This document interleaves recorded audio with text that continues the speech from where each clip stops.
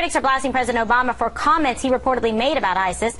The New York Times is reporting on what he told a group of columnists and magazine writers last week while he was discussing the beheadings of 2 American journalists. It quotes an anonymous source saying, quote, "If he had been an advisor to ISIS," Mr. Obama added, "he would not have killed the hostages, but released them and pinned notes on their chests saying, 'Stay out of here. This is none of your business.' Such a move," he speculated, "might have undercut support for military intervention."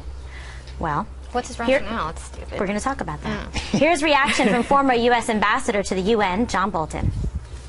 What could the president have been thinking? Does he have any more advice for ISIS about what they should do to undercut support for the military intervention that he has ordered as the president?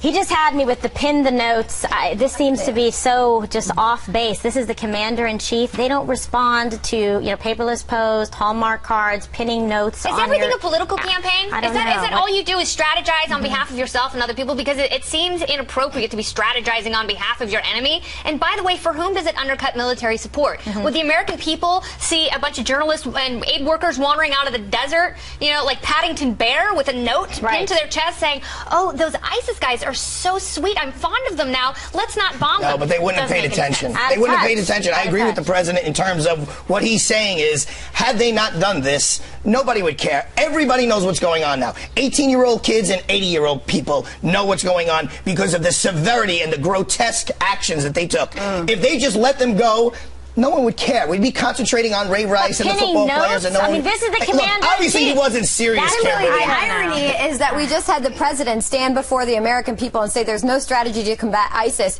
but yet he's detailing a strategy for ISIS to combat. Thank you, Sandra. Welcome back to Outnumbered. Thank you, Kimberly.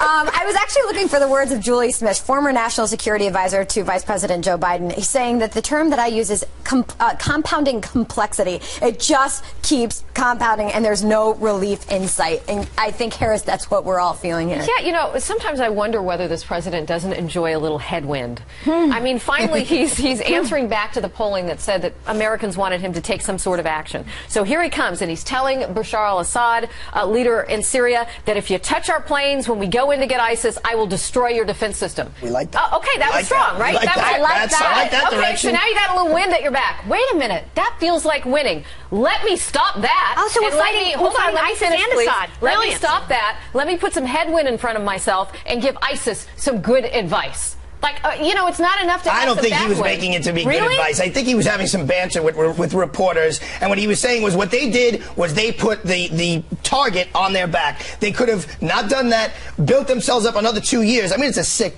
concept, and we wouldn't even have known it. And remember, this was the organization he called the junior varsity team not that long ago. I know, but Arthur, I'm going to start taking over your calendar. Messages. I think you might be spending your weekends inappropriately. Why? What did I do? The wrong crowd. You're missing the point about the pinning the notes. Like, you're just going to, liquid paper that part out? I think what he just said, I think what he meant to say was if he just released them and said, look, we had these guys, we could have killed them, we're letting them go, leave us alone. But you don't know. That's what you would like for him to have meant. Right. Yes, that is what I don't know if I would like. I'm interpreting. I'm defending him. This is the same White House, though, through the First Lady did the hashtag.